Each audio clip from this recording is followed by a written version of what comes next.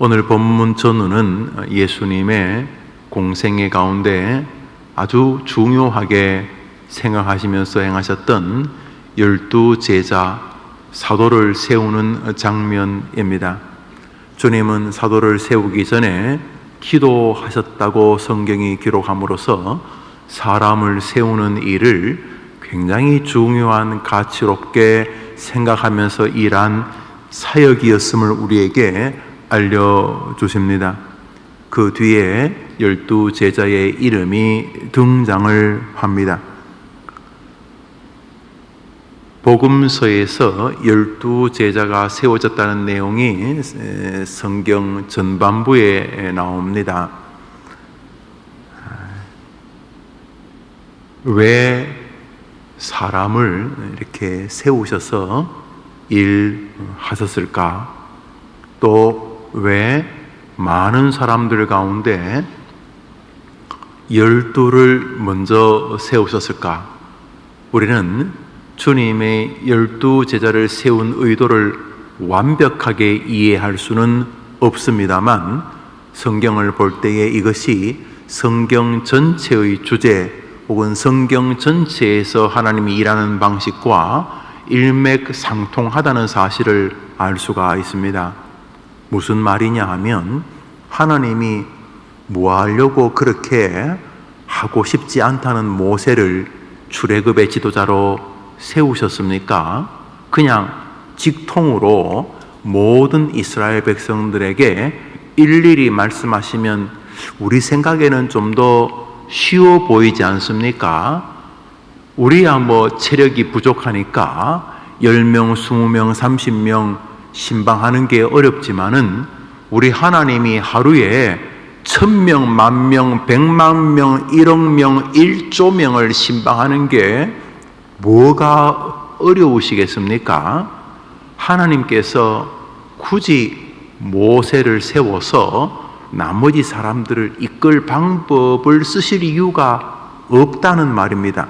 그냥 르벤, 시므온, 레위, 유다, 스불론, 이사갈, 단, 갓, 아셀, 납달리, 요셉, 베냐민 12지파 두령들 뿐만 아니라 12지파에 속했던 7만 명, 10만 명, 100만 명에게 일일이 나타나서서 그저 각자에게 오늘 출애굽한다, 오늘 날 잡았으니까 안 따라 나오면 태워 죽여버리겠다. 그냥 아침에 눈 딱 뜨는데 그냥 지붕이 사라지고 하늘에서 그냥 하늘의 빛이 비춰지면서 당신이 1대1로 만나 주시는 것이 훨씬 더 약발이 통하지 않을까 우리 생각을 해봅니다.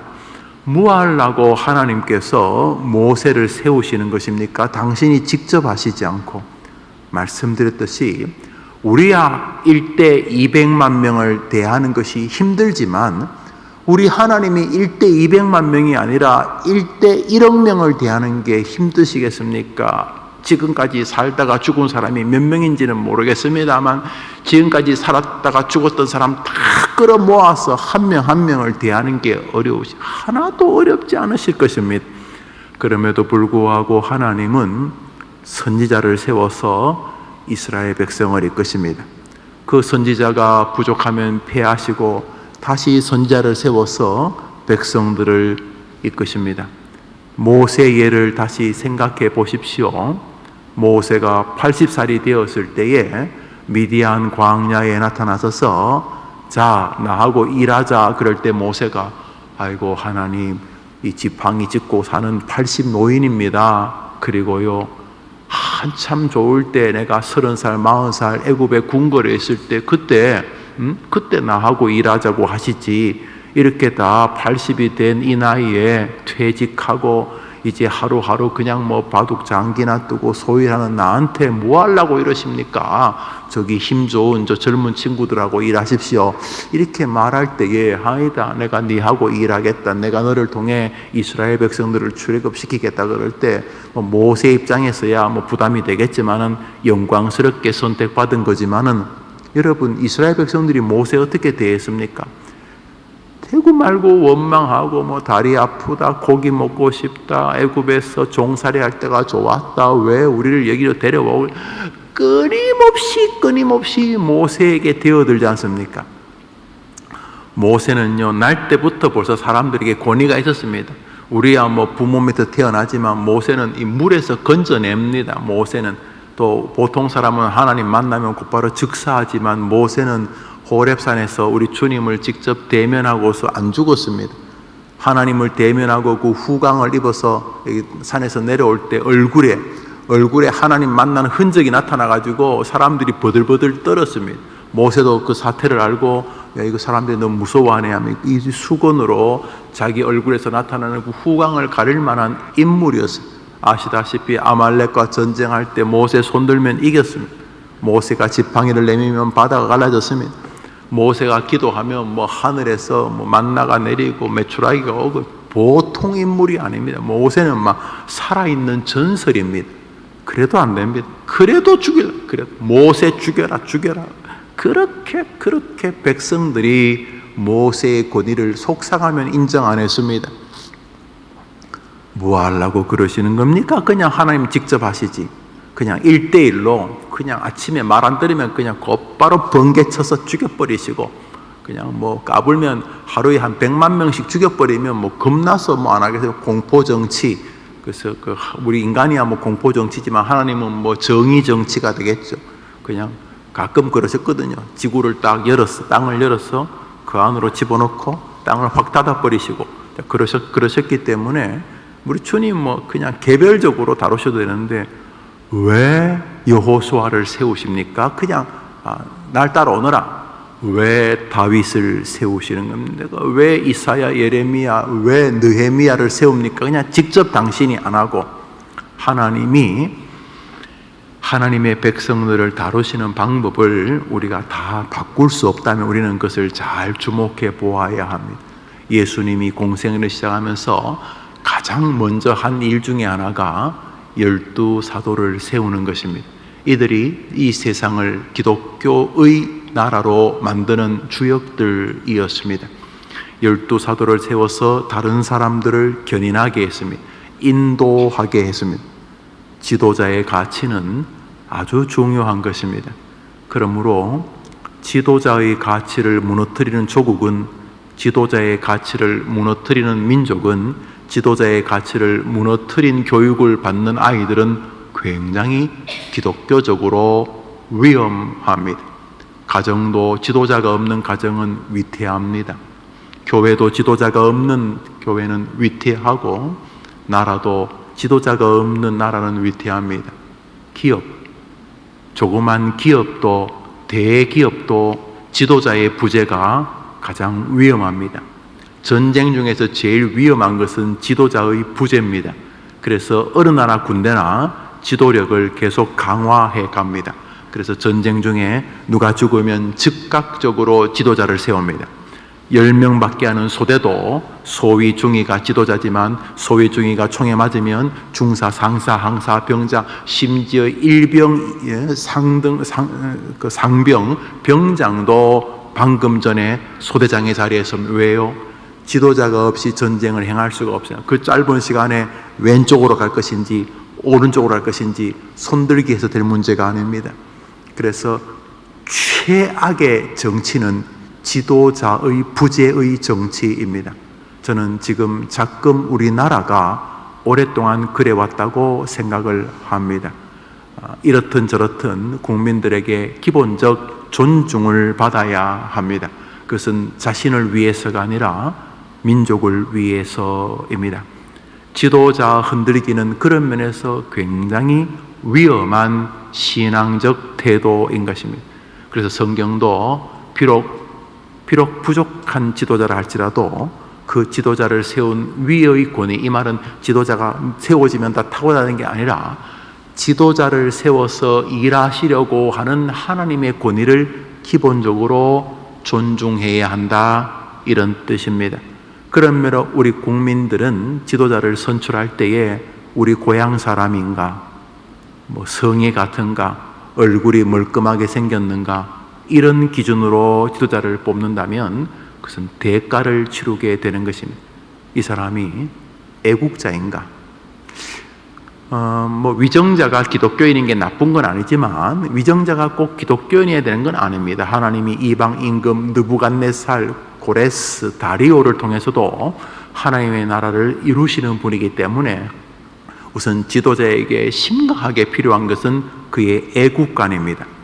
나라를 위해서 세웠기 때문에 그가 나라를 함부로 대하거나 실험의 대상으로 하면 아주 위험한 지도자가 되는 것이죠. 지도자를 잘 뽑아야 되는 것은 기독교인들이기 때문입니다. 하나님이 지도자를 세워서 당신의 나라를 이끄시는 방식을 우리가 존중하기 때문입니다. 여러분이 성경을 가만히 읽어보시면 여러분이 가정에서 왜 지도력을 가지고 있어야 되는지를 깨닫게 됩니다. 우리 집에 아빠, 우리 엄마가 지도력을 그냥, 우리 집은 다 민주주의야. 우리는 아빠 말해도 틀리면 무시하고요. 엄마가 말해도 무시하고, 우리 집은요 그냥 n분의 1로 나누어서 투표하고 손들기입니다. 멋있어 보이지만 벌써 위험한 것입니다. 지도자의 부재는 결정적 위기를 가져오게 되기 때문일 뿐만 아니라 성경적이지 않기 때문입니다. 오늘자 날주 사사기 4장입니다. 오늘자 날주 사사기 4장입니다. 사사기 4장입니다. 1절을 읽겠습니다. 사사기 4장 1절입니다.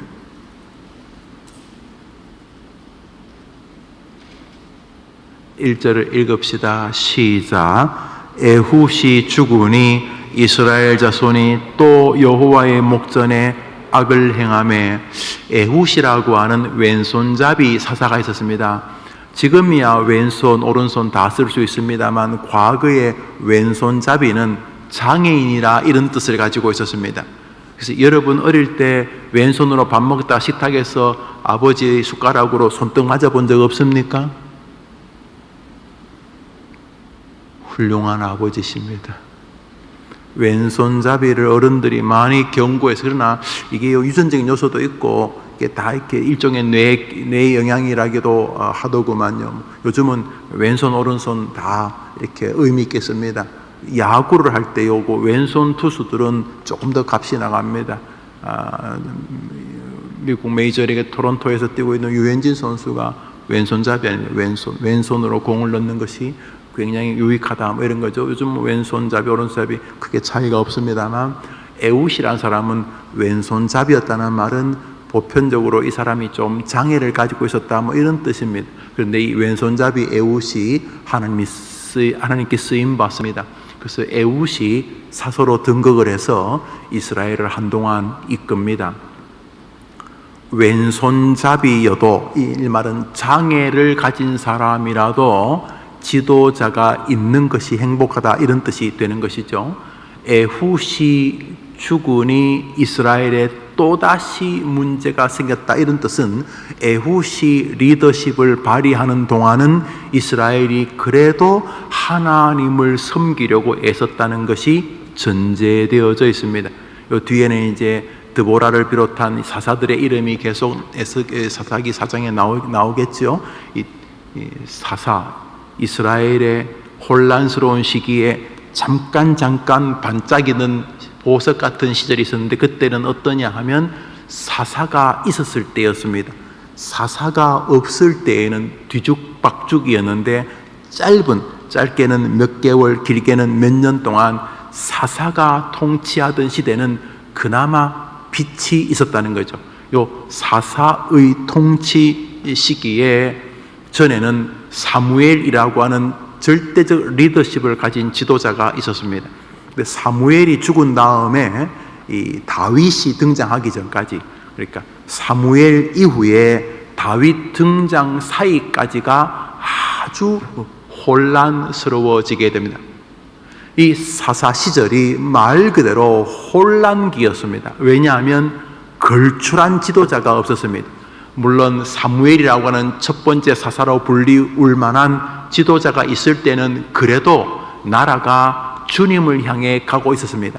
그러나 사무엘의 부재와 다윗의 등극 사이까지 지도자의 부재는 나라를 제 소견에 옳은 대로 국민들이 행하는 말 그대로 정신적인 악한 춘추 전국 시대를 만들었습니다. 그래서 여러 사사를 보내주십니다. 사사가 다시 이스라엘을 통치하는 동안은 반짝 주님을 기쁘시게 하는 나라가 되었습니다. 지도자의 부재, 에훗이 죽으니 이스라엘이 또 여호와의 목전에 악을 행하였다. 이 말은 지도자의 부재는 굉장히 위험한 일이다, 이렇게 말합니다.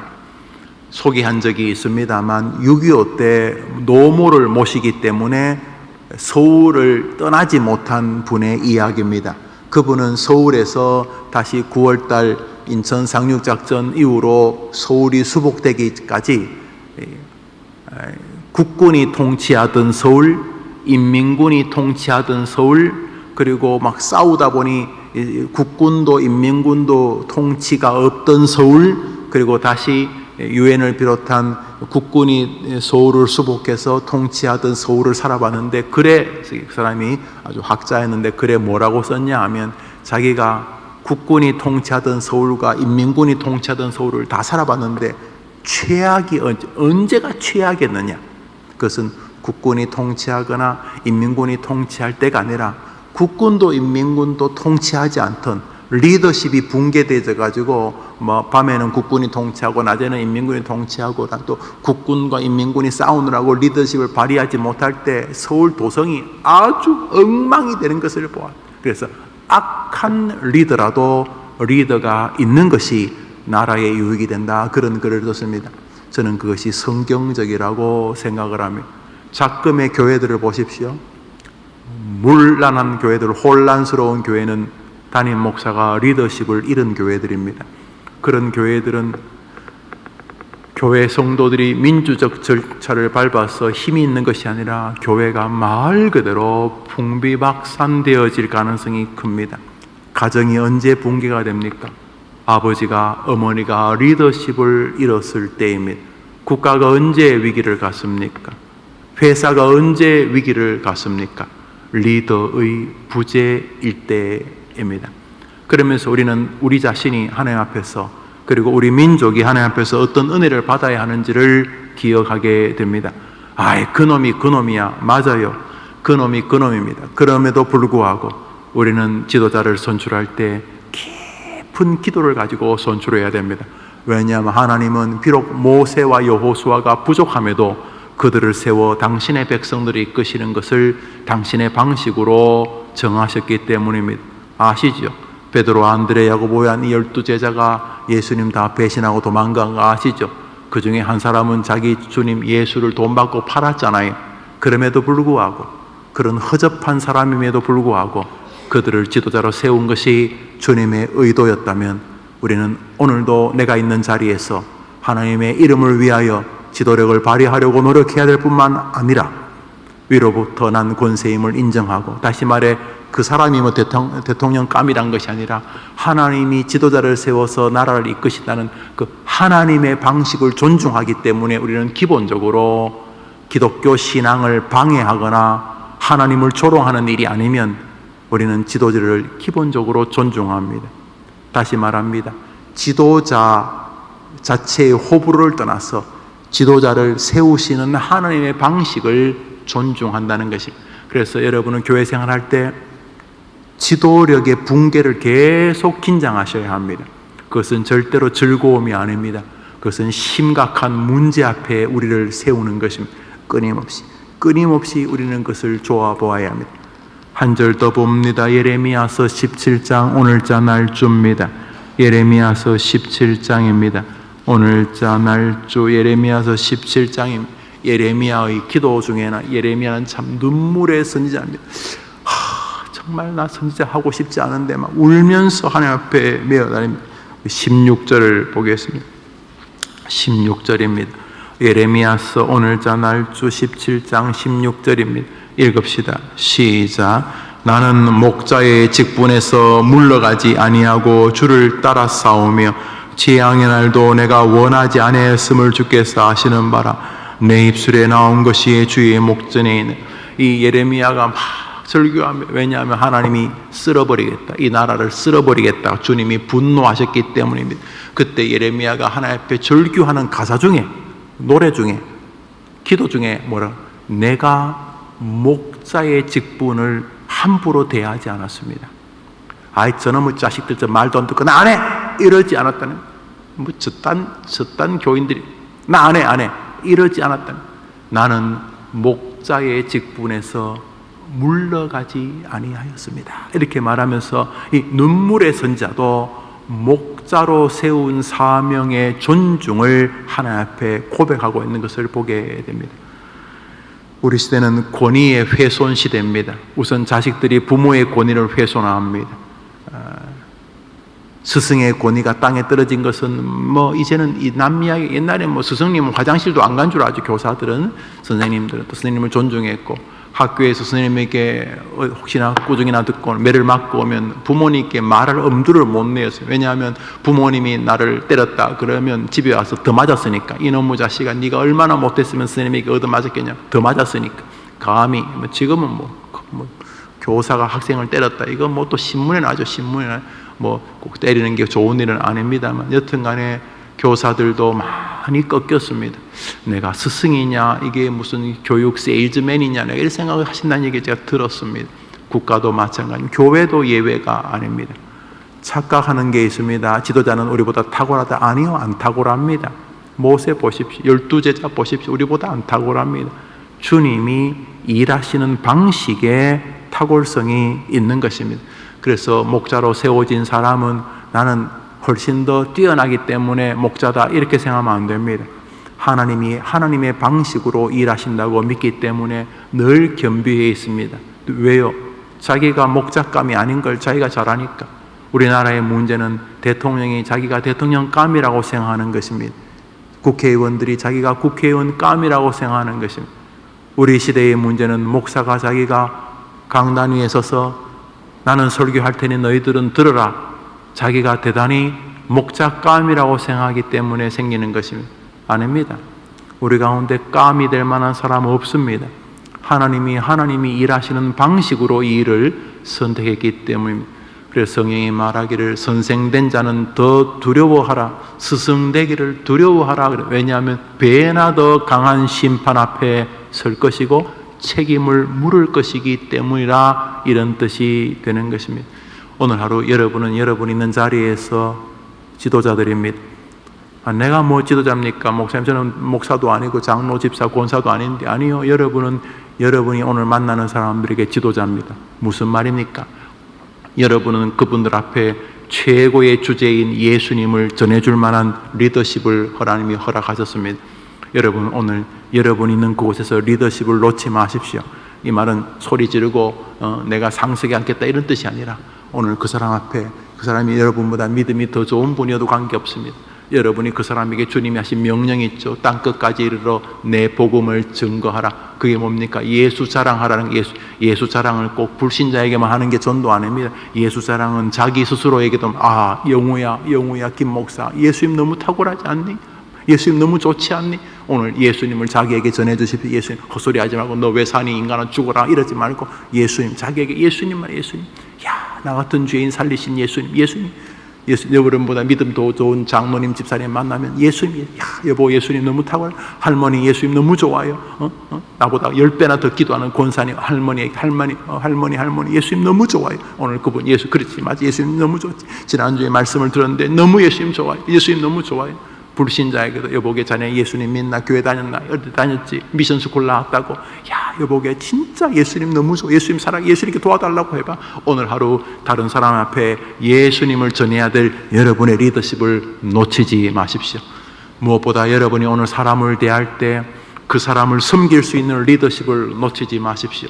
여러분이 연약한 자면 당연히 상사를 섬기는 건 당연한 거 아닙니까? 여러분이 연약한 자면 여러분의 위에 있는 사람을 섬기는 건 당연한 것이고, 여러분이 그 사람의 상사라면 아래 사람에게 그리스도의 이름으로 낮아질 수 있는 섬김의 시간은 여러분이 얼마나 좋은 기회를 가진 것입니까? 여러분, 군대에서 말이죠, 사령관이 투스타 쓰리스타가 사령관이 왔는데 그 사람이 불교인이면 부하 직원들, 뭐 중령, 대령들 대부분 또 절에 가더라고요. 제가 딱 보니까 또 그 사령관이 아주 신실한 집사님, 장로님이면 갑자기 막 교회가 북적북적거려요. 그냥 군대 교회가 갑자기 뭐 지난주에 그 절에서 봤던 그 대령도 와서 앉아 있고 막 그래요. 그 좀 뭐 위험하긴 합니다. 지도력을 가졌을 때 남성인, 제가 아는 어떤 장군님은 그 부대 최고 사령관인데 찬양대 총무야, 총무.